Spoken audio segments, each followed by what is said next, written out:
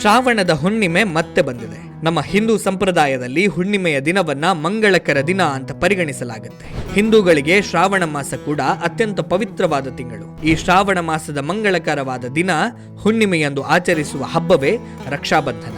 ರಕ್ಷಾಬಂಧನ ಉತ್ಸವವನ್ನ ಮುಖ್ಯವಾಗಿ ಆಚರಿಸುವುದು ಸಹೋದರತ್ವದ ಸಂಕೇತವಾಗಿ, ನಿರ್ಮಲ ಪ್ರೇಮದ ಸಂಕೇತವಾಗಿ ಸಹೋದರಿಯರು ತನ್ನ ಸಹೋದರರ ದೀರ್ಘಾಯುಷ್ಯಕ್ಕಾಗಿ, ಸಮೃದ್ಧಿಗಾಗಿ ರಕ್ಷೆಯನ್ನ ಕಟ್ಟಿ ಪ್ರಾರ್ಥಿಸ್ತಾರೆ.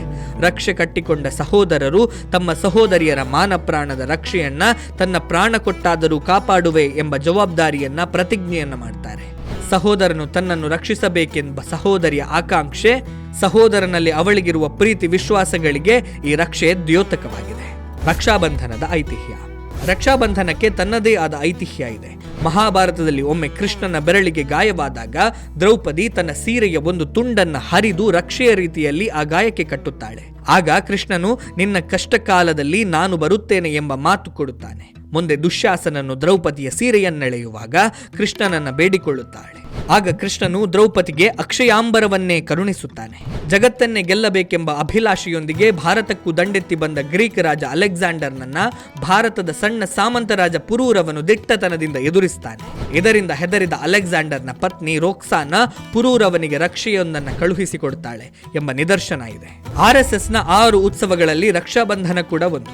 ಇಂತಹ ಪೌರಾಣಿಕ ಐತಿಹಾಸಿಕ ಮಹತ್ವವಿರುವ ರಕ್ಷಾಬಂಧನವನ್ನ ರಾಷ್ಟ್ರೀಯ ಸ್ವಯಂ ಸೇವಕ ಸಂಘವು ರಾಷ್ಟ್ರೀಯತೆಯ ದೃಷ್ಟಿಕೋನವನ್ನ ಇಟ್ಟುಕೊಂಡು ರಾಷ್ಟ್ರ ರಕ್ಷಣೆಯ ಸಂಕಲ್ಪದೊಂದಿಗೆ ಆಚರಿಸಿಕೊಂಡು ಬರ್ತಾ ಇದೆ.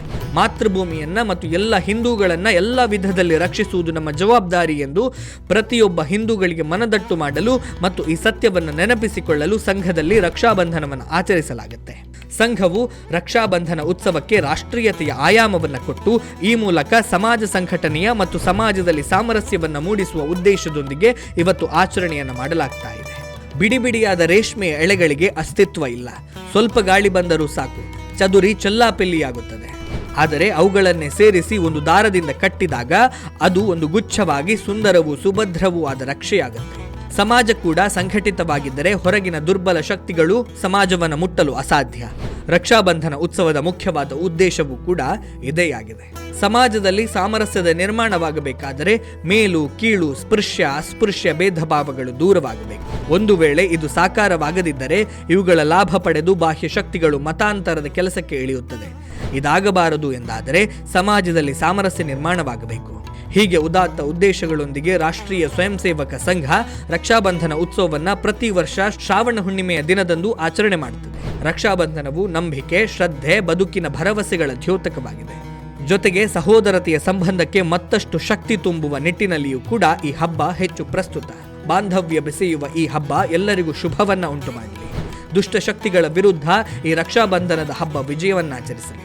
ಭ್ರಾತೃತ್ವದ ಬಂಧ ಮತ್ತಷ್ಟು ಬಿಗಿಯಾಗಲಿ ಎಂಬ ಶುಭ ಹಾರೈಕೆಯೊಂದಿಗೆ ಹಾಗೆಯೇ ರಕ್ಷೆಯನ್ನು ಕಟ್ಟುವ ಮೂಲಕ ರಾಷ್ಟ್ರ ರಕ್ಷಣೆಯ ಸಂಕಲ್ಪವನ್ನು ಮಾಡೋಣ ಎನ್ನುತ್ತಾ ಎಲ್ಲರಿಗೂ ರಕ್ಷಾಬಂಧನದ ಶುಭ ಕಾಮನೆಗಳು. ರಕ್ಷೆ ಎಲ್ಲರಿಗೂ ಶುಭ ತರಲಿ.